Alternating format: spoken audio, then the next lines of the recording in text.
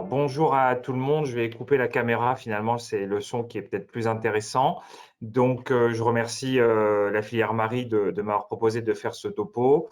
Topo, comme vous le verrez, qui est assez centré sur les données françaises, mais dans le domaine des anticorps monoclonaux dans le PTT, on a fait pas mal de travail dans le cadre du CNRMAT et du réseau français. Donc, je profite de cette tribune pour vous montrer ces résultats. Donc, je suis Gal Benamou du service de médecine interne du CHU de Rouen et je co-coordonne avec Steven Granger le site constitutif des maths sur le CHU de Rouen. Alors, c'est là que ça doit démarrer. Hop. Alors, si c'est bon.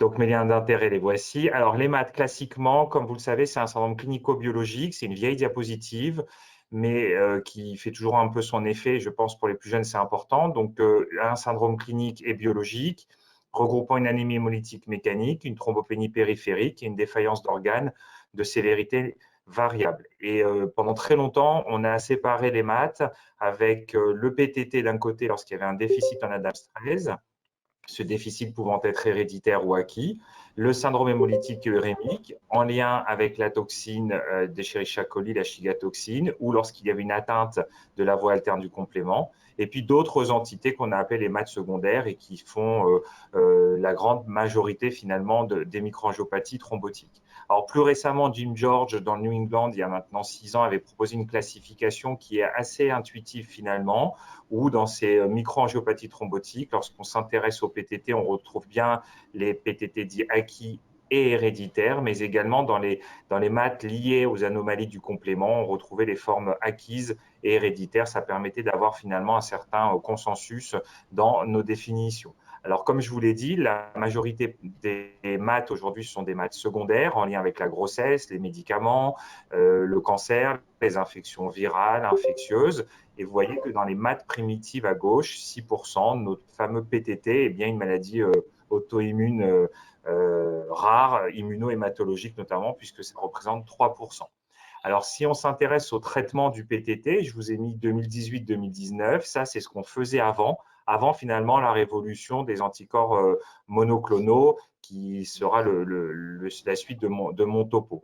Donc, lorsqu'on faisait un diagnostic de microangiopathie thrombotique, c'était un traitement à mettre en place en urgence dans des services spécialisés. Une fois qu'on avait éliminé les causes secondaires évidentes, la grossesse, une chigatoxine, le VIH, un cancer, on proposait des échanges plasmatiques et en fonction de l'évolution, soit les plaquettes se normalisaient rapidement, tout comme la créatinine, et puis on entrevoyait un peu une décroissance progressive des échanges plasmatiques, soit à l'inverse, la réponse est insuffisante, voire absente, voire un pronostic engagé. Et puis là, on a intensifié, on avait déjà fait l'utilité du rituximab dans le SHU de l'usine. Et puis, ça nous a permis d'avoir quoi? D'avoir à peu près 10% à 15% de décès. Donc, c'était mieux qu'il y a 20 ans, mais c'était encore pas extraordinaire. On avait toujours une maladie qui pouvait être réfractaire dans 10% des cas et des phénomènes de rechute ou d'exacerbation dans 20 à 30% des cas.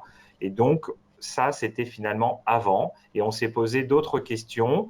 Et la base physiopathologique du PTT de façon très, très simplifiée nous a permis de cibler des nouvelles thérapeutiques. Alors ici, vous avez à gauche, en bleu, les facteurs Willebrand de haut poids moléculaire, les multimères, qui en l'absence d'Adams 13 ne peuvent pas être coupés en fragments plus petits. Et lorsque ces multimères de facteurs Willebrand s'associent aux plaquettes, ici en rouge avec les petites étoiles, ça vous fait ces fameuses agrégats qui vont venir se loger dans la microcirculation et entraîner une ischémie en fonction des organes.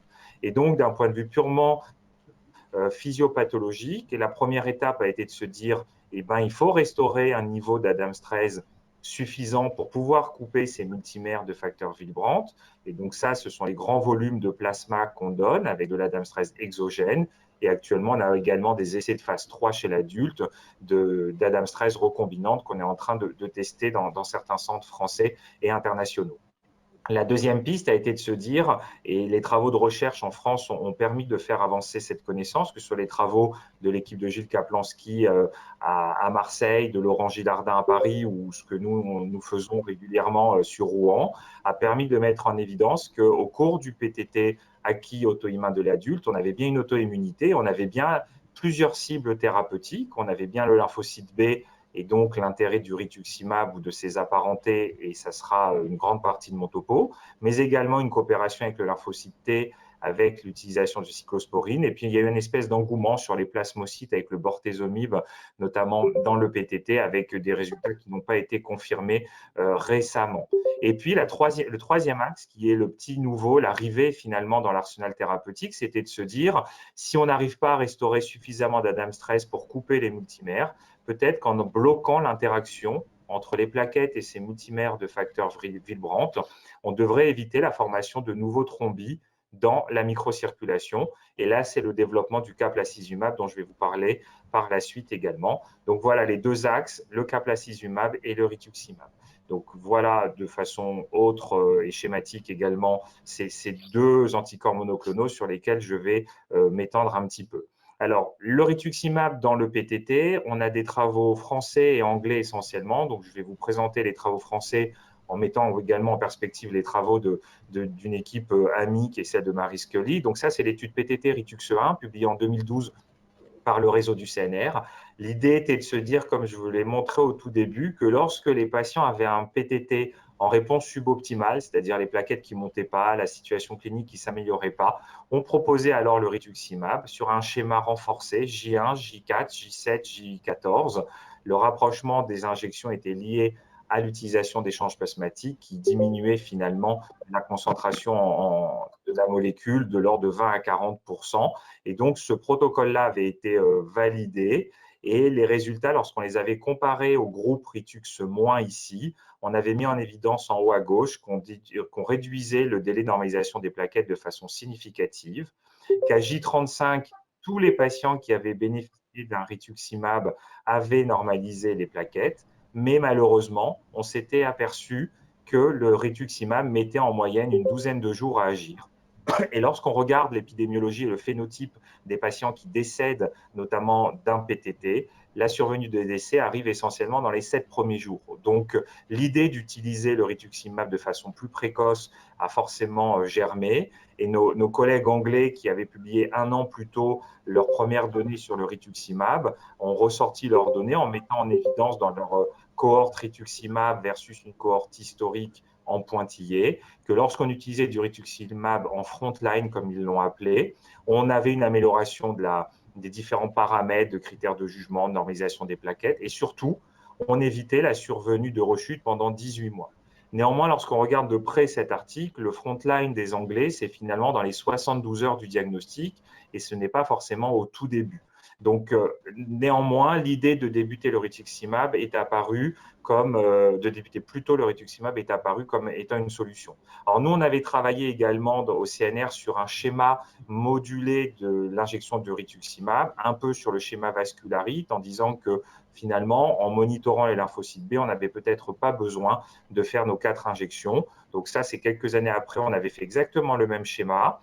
J5, J4, J5, réponse suboptimale, on mettait du rituximab, on faisait J1, J4 et on monitorait les lymphocytes à J15. Et s'il y avait encore une population lymphocytaire détectable, il fallait refaire une 3e injection. Et lorsqu'on a comparé ces résultats aux cohortes historiques et au PTT Ritux 1, on avait les mêmes données. Donc, autrement dit, le rituximab, ça marche sur le délai de normalisation des plaquettes, sur la prévention des rechutes, notamment dans les 18 premiers mois qui suivent, sur un schéma soit standard, soit modulé par les lymphocytes B, et initialement et actuellement plutôt en frontline, c'est-à-dire le plus tôt possible. Alors, si on s'intéresse maintenant à l'autre anticorps monoclonal de la phase aiguë, et je vous parlerai après du traitement préventif, le caplacizumab. Donc, je vous ai dit, le caplacizumab, finalement, ce n'est ni un anticoagulant, ni un anti-aggravant plaquettaire, mais c'est un anti-adhésif. Ça va bloquer l'adhésion finalement des plaquettes au facteur Willebrand en bloquant l'interaction avec la glycoprotéine GP1B plaquettaire et le domaine 1 du facteur Willebrand. Et ça va permettre de bloquer la formation de nouveaux thrombis. Donc, l'essai qui a permis l'enregistrement du caplacizumab, c'est l'essai Hercule dont je vais vous parler. Et l'AMM a été obtenu en Europe en 2018 et à la FDA en février 2019. Alors, l'essai Hercule, publié dans le New England il y a maintenant une grande année, c'était quoi? On avait des patients avec une suspicion de PTT, puisqu'on utilisait le score français, qui est un score qui valide officiellement devant un syndrome de Matt lorsqu'on a des plaquettes à moins de 30 000 et une créatinine à moins de 200, quasiment la certitude d'avoir un déficit profond en Adam's 13 avec une valeur prédictive positive et négative de plus de 90%. Et lorsque ces patients avaient donc ce syndrome de Matt avec ce French score à 2 points, les patients étaient randomisés, un groupe échange plasmatique, un groupe échange plasmatique, un groupe placebo, un groupe caplacizumab, et un traitement immunosuppresseur pouvait être donné à la discrétion du praticien. L'idée, c'était de poursuivre le caplacizumab, comme vous le voyez, 30 jours après la fin des échanges plasmatiques et de regarder ce qu'il en était. Il y avait une phase d'extension potentielle si la DAMS 13 était encore basse au-delà des 30 jours post-échange plasmatique, et on pouvait également avoir une étude en ouvert lorsque les patients rechutaient. Le principal problème de cette étude, alors ça, c'est les caractéristiques, donc peu importe, mais globalement, dans cette étude, on avait été surpris par la perte de performance statistique du French score, ce que nous, on ne retrouve pas finalement chez nous. Mais ce qui est important surtout, c'est cette diapositive-là, c'est que l'objectif principal de cette étude était de montrer qu'on améliorait la normalisation des plaquettes et la première normalisation des plaquettes. Et c'est un peu ce qui a été reproché aujourd'hui à la molécule au niveau des instances, c'est que c'était un critère biologique qui était l'objectif principal de l'étude, qu'il n'y avait pas de critères durs cliniques et que peut-être l'étude manquait d'ambition puisque l'étude de phase 2 Titan avait déjà finalement montré des résultats similaires. Il aurait peut-être fallu qu'on soit un peu plus ambitieux sur cette fameuse étude. Néanmoins, l'étude est positive avec d'une part un délai de normalisation des plaquettes diminué lorsqu'on utilise le caplacizumab par rapport au placebo. Et ce qui est intéressant, c'est que vous voyez que ce délai de normalisation des plaquettes arrive aux alentours de J4, J5, période où si on mettait du rituximab à tout le monde, on serait inefficace puisque je vous avais dit que le rituximab nécessitait une douzaine de jours. Donc ça, c'est extrêmement important parce qu'on a l'impression qu'on va pouvoir faire un pont et une complémentarité dans les anticorps monoclonaux utilisés. Alors, ce qui est intéressant aussi, c'est que lorsqu'ils regardaient dans les critères de jugement secondaire la survenue de décès ou d'exacerbation, bien évidemment, sous caplacizumab, on avait une vraie réduction significative de tous ces événements, ce qui reflète bien une efficacité précoce, notamment pour les exacerbations. Pareillement pour ce qui était des formes réfractaires, que ce soit sur les définitions que nous avions établies ou les définitions internationales anglaises, on a bien une diminution des formes réfractaires. Et l'autre point très important de cet apport du caplacizumab, c'est la perte ou la diminution en charge de soins, puisque vous voyez que dans le groupe caplacizumab, on avait une réduction de plus de 30% du nombre d'échanges et donc par conséquence du volume de plasma utilisé, mais également dans une diminution de 65% en termes de jours passés en réanimation et de jours passés à l'hôpital. On diminuait d'un tiers l'hospitalisation de ces patients, ce qui a quand même un effet non nul sur le système de soins. Alors nous, tout de suite après la mise à disposition du caplacizumab, on a lancé le registre CaplaLife au sein du CNRMAT, où on a permis également d'établir des recommandations thérapeutiques avec une prise en charge homogène. Donc globalement, dès septembre 2018 et la première utilisation potentielle du caplacizumab, jusqu'à décembre 2019, on a colligé de façon prospective tous les patients qui avaient donc un syndrome de Matt avec les mêmes critères d'inclusion que l'étude Hercule. Et là encore, l'activité Adams 13 n'était pas requise pour débuter le traitement et ça confirmait a posteriori lorsqu'on avait ce diagnostic.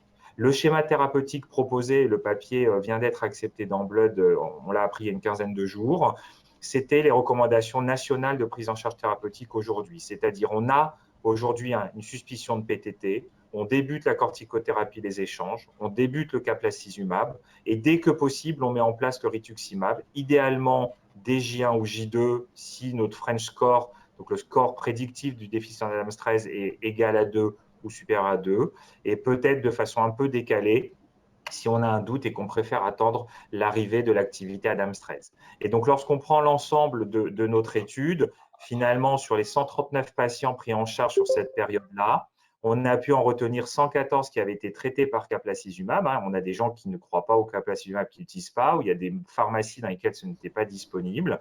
Et puis, on a sélectionné 90 patients en enlevant notamment les patients qui avaient eu du caplacizumab, mais en thérapeutique de sauvetage, c'est-à-dire à J10, J12, J15 de la prise en charge, et non pas en prise en charge initiale. Et puis, on est remonté dans le temps pour faire une sorte d'appariement où on s'est dit on va reprendre en 1 pour 2, donc un patient capla, disons, quadrithérapie versus 2 patients de la cohorte historique. Et on a pris le choix du 2 pour 1 pour remonter dans le temps, mais pas trop. Et on est remonté à une période où déjà des recommandations françaises étaient établies à partir de 2015. Donc, les patients les plus anciens de cette cohorte historique remontent à mi-2015 et on n'a pas voulu augmenter la puissance en faisant du 1 pour 3 ou du 1 pour 4 parce qu'après, on avait trop d'hétérogénéité dans la prise en charge. Nos résultats, c'est qu'on a une parfaite similitude entre les deux cohortes, la cohorte qu'on va appeler triplette avec le Kapla et la cohorte historique, d'accord ? Vous voyez, 2/3 d'atteinte cérébrale quand même, la moitié de patients qui ont une atteinte cardiaque. Le point important, c'est que dans la forme avec le caplacizumab, les patients avaient des LDH un petit peu plus élevés. Et ça, c'est un marqueur de gravité et de sévérité. Et puis, surtout, ce qui est vraiment un point très, très important, et c'est un remerciement que je profite de faire là à tous les acteurs de ce registre, c'est que vous voyez, il y a eu une adhésion quasi optimale de tous les praticiens, puisque vous voyez, 98% des patients ont bénéficié de corticothérapie, 100% d'échanges plasmatiques, 100% de rituximab, et avec un délai de première perfusion, un délai médian à 2 jours. Donc ça, c'est même dans les essais thérapeutiques, finalement, on arrive rarement à avoir une telle adhésion thérapeutique. Et donc, ça, c'est un point très fort à souligner. Les résultats, alors nous, on s'était intéressé non pas à un critère biologique, mais on a voulu être beaucoup plus dur. Donc, on avait mis en place un critère composite d'essais et formes réfractaires. Et vous voyez que de façon significative, lorsqu'on utilise cette quadrithérapie, on diminue les décès, on diminue les formes réfractaires. Peu importe le score de gravité des patients, on a l'impression que même on corrige la gravité initiale avec cette quadrithérapie. Et puis, on trouve les mêmes résultats que dans l'essai Hercule, avec une baisse significative des exacerbations, une diminution du temps de normalisation des plaquettes et puis une diminution en charge de soins, puisque vous voyez qu'on diminue de 40 à 48% la durée d'hospitalisation, la quantité de plasma utilisée, et que le seul décès qu'on a eu dans la cohorte, c'était une patiente de 83 ans qui avait pas mal de comorbidités et qui est décédée d'embolie pulmonaire avec un choc cardiogénique et qu'on a rattaché bien sûr au PTT, même si on n'en a pas la certitude, on a considéré que c'était à noter. Si on retourne sur le délai de normalisation des plaquettes, qui était le critère de l'essai de phase 3 publié dans New England, on a exactement les mêmes résultats, avec encore des résultats peut-être plus impressionnants, puisqu'on raccourcit finalement de 1,8 fois le temps pour permettre la normalisation des plaquettes. Si on s'intéresse au délai de remontée d'activité ADAMS-13 et qu'on compare notre cohorte historique à la triplette, alors il y a des biais bien évidemment, puisque dans la cohorte historique, tous les patients n'avaient pas bénéficié forcément de dosage d'ADAMS-13 de façon régulière. Néanmoins, on s'aperçoit que l'activité ADAMS-13 remonte de façon bien plus rapide lorsqu'on utilise cette quadrithérapie. C'est assez logique puisqu'on utilise notamment le rituximab de façon systématique. Alors bien sûr, cette stratégie a des effets secondaires et le caplacizumab, bien que n'étant pas un anticoagulant et un antiagrégant, a des effets hémorragiques, mais des effets hémorragiques graves très peu. Le plus souvent, c'était des formes qu'on appelle non cliniquement significatives ou relevantes, avec quelques échymoses, quelques gingivorragies notamment. Et puis, on a une thrombocytose, une thrombocytémie qui apparaît un peu réactionnelle, qui peut parfois dépasser les 600 000 éléments par millimètre cube. Donc, les conclusions de cet essai finalement de vraie vie, c'est qu'on confirme totalement l'essai thérapeutique de phase 3. On a bien une baisse dans les formes réfractaires, dans les formes d'exacerbation, et qu'aujourd'hui, on a l'impression qu'on ne meurt presque plus du PTT en phase aiguë, avec une mortalité qui est proche de 0, mais par contre d'un retard de prise en charge. On a un signal sur le sujet âgé, donc on a lancé un observatoire français et européen qui s'appelle Kepledging sur justement la personne de plus de 60 ans. Et puis surtout, cette étude nous conforte dans l'idée de mettre en place un traitement personnalisé en utilisant le caplacizumab. Mais comme vous le savez peut-être, le caplacizumab est une thérapeutique onéreuse, puisque c'est aux alentours de 4 300 € l'injection. Donc, quand vous faites 35 jours de traitement, vous faites le calcul, vous en avez déjà pour 150 000 € de traitement. Et qu'on a proposé l'an dernier au PHRC national l'étude CAPLAVI, qui a pour but de réduire la durée thérapeutique en fonction de l'activité ADAMS-13. Donc, ce projet a été retenu, il est en train d'être débuté. Et il y a certains membres de la firmerie qui ont été contactés pour mettre en place le projet. L'idée, c'est de reprendre le même schéma thérapeutique que dans CAPLA-Life, mais de contrôler tous les 7 jours l'activité Adams 13 et lorsque l'activité Adams 13 sera supérieure à 20, d'interrompre le traitement. Et ceci a un intérêt évident, c'est que, alors déjà dans ce PHRC, nous on est parti sur un critère clinique et non pas le critère biologique, donc on reprend un peu le registre et puis surtout on a mis en place une étude médico-économique qui nous paraît être indispensable aujourd'hui lorsqu'on veut utiliser une thérapeutique aussi onéreuse. Et si on extrapole les résultats de Capla Life, c'est-à-dire de nos 90 patients, on aurait économisé 227 jours de traitement en faisant cette stratégie d'interruption plus précoce du caplacizumab, soit à peu près 1 million d'euros. Et si on extrapole sur le nombre de patients annuels, on serait à peu près 2 millions d'euros d'économie. Donc ça, c'est la première grande partie. Et après, j'en ai encore pour 5 petites minutes sur la deuxième partie qui est l'utilisation des thérapeutiques monoclonales dans la prévention des rechutes. Donc le PTT, c'est une maladie à haut risque de rechute. Ça, c'est des données un peu anciennes, mais globalement, à 10 ans, on a un patient sur deux qui va rechuter. Et le problème, c'est que ces rechutes, on ne peut pas savoir quand elles arrivent. Et vous voyez ici, pour le patient 104, 3 rechutes très précoces, puis plus rien. Le patient 113, une rechute à 3 ans du premier épisode, plus rien pendant 5 ans, puis après 3 rechutes quasiment de façon annuelle. Bref, ça ne prévient pas et donc on est vraiment embêté. Le seul paramètre aujourd'hui prédictif d'une rechute, c'est l'activité Adams 13. Et ce qui est sûr et ce qui a été démontré, c'est que lorsqu'on a une activité Adams 13 inférieure à 10% en période de rémission, un jour ou l'autre, de toute façon, les patients vont récidiver et ça a un impact en termes de morbimortalité, mais également sur la cognition et la thymie, avec des patients qui ont des syndromes dépressifs post-PTT, qui ont du mal à reprendre le travail. Et donc aujourd'hui, l'équipe d'Elie Azoulay et d'Éric Mariotte à Saint-Louis travaille là-dessus et je pense que c'est un axe de travail très intéressant. Et donc, en préemptif, on avait publié il y a 6 ans l'étude Cold Case, qui était l'utilisation du rituximab en préemptif, en disant, on prenait notre cohorte, on regardait les patients ici à Adams 13 à moins de 10%, et donc c'était 48 patients, et on avait regardé de façon assez rétrospective les patients qui avaient reçu du Ritux et ceux qui n'en avaient pas reçu, inversement, donc 30 avec du Ritux, 18 sans Ritux, et on avait cette fameuse courbe. Alors le P a été sorti significatif, j'avais fait moi-même les statistiques, ça nous avait valu quelques échanges avec les Américains qui ne croient pas du tout, notamment Jim George, à l'utilité de l'Adams 13 en suivi et du rituximab. Ça, c'était en 2014. On s'est un peu entêté, on a fait Cold Case 2 qu'on a publié l'an dernier, il n'y a pas si longtemps, où on a augmenté nos effectifs sur le même schéma. Et là, de façon totalement plus franche, on avait un petit P bien plus significatif, avec de façon formelle maintenant, la preuve d'une diminution significative de la survenue de rechute lorsqu'on mettait un traitement par rituximab de façon préemptive. Et depuis, les recommandations internationales ont également changé et on peut maintenant, de façon assez consensuelle au niveau international, considérer que le rituximab a sa place de façon formelle en traitement préventif des rechutes. Alors, quel schéma thérapeutique? Là, c'est une étude anglaise rétrospective où ils ont regardé un petit peu ce qu'ils ont fait. Et quand vous voyez ce qu'ils ont fait tout et n'importe quoi, et un peu comme nous, finalement, en France.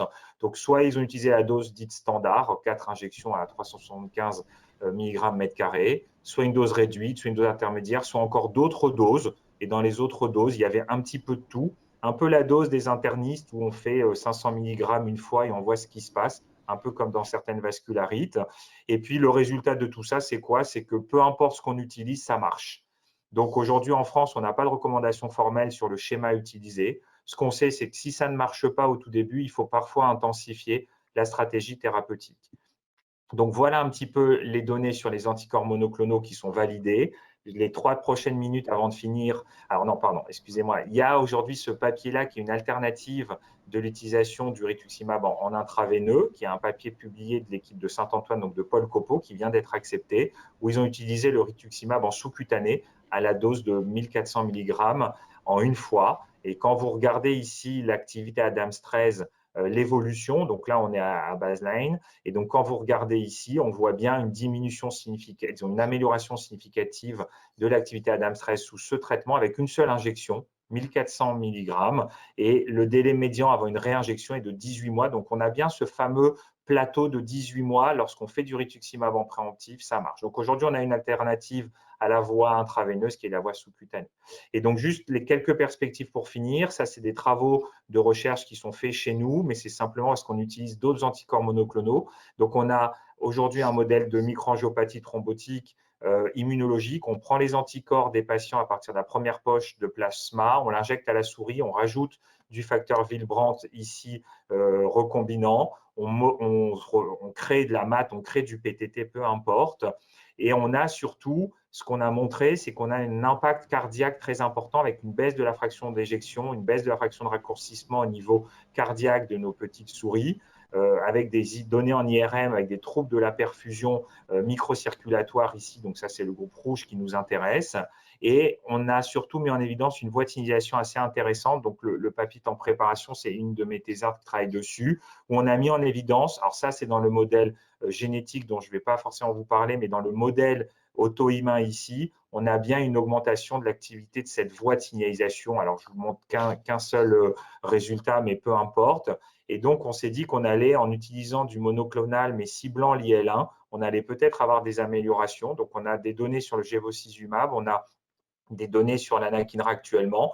Je passe un tout petit peu vite, mais ici, par exemple, on améliore la fonction cardiaque de ces souris en utilisant le Gevo, par exemple, et l'anakinra. Alors, je vous ai mis que les résultats avec le Gevo, parce qu'on a un peu plus de données. Et on améliore ici également la capacité des artères coronaires à se relaxer lorsqu'on va les préconstricter, puis les dilater après. Donc, on a une amélioration de la fonction endothéliale et cardiaque. Et donc, voilà des nouvelles pistes sur les monoclonaux. Donc, si je dois conclure ce topo, je voudrais que vous reteniez en tout cas que le PTT a bénéficié vraiment de l'apport des anticorps monoclonaux, aussi bien dans le traitement de la phase aiguë, mais également, vous l'avez vu, en préventif, que le rituximab aujourd'hui est utilisé en frontline, mais comme il a un délai d'action retardé, il a fallu trouver une molécule qui permette de faire le pont. Cette molécule est très clairement aujourd'hui le caplacizumab. On voit plus de patients avec 30 échanges plasmatiques, 25 jours de réa. Ça existe quasiment plus pour ceux qui prennent en charge du PTT. Moi, je n'en vois plus. On va mettre en place une étude un peu plus de médecine personnalisée avec une analyse médico-économique. C'est le PHRC national Caplavie qui va commencer, là, j'espère, début janvier.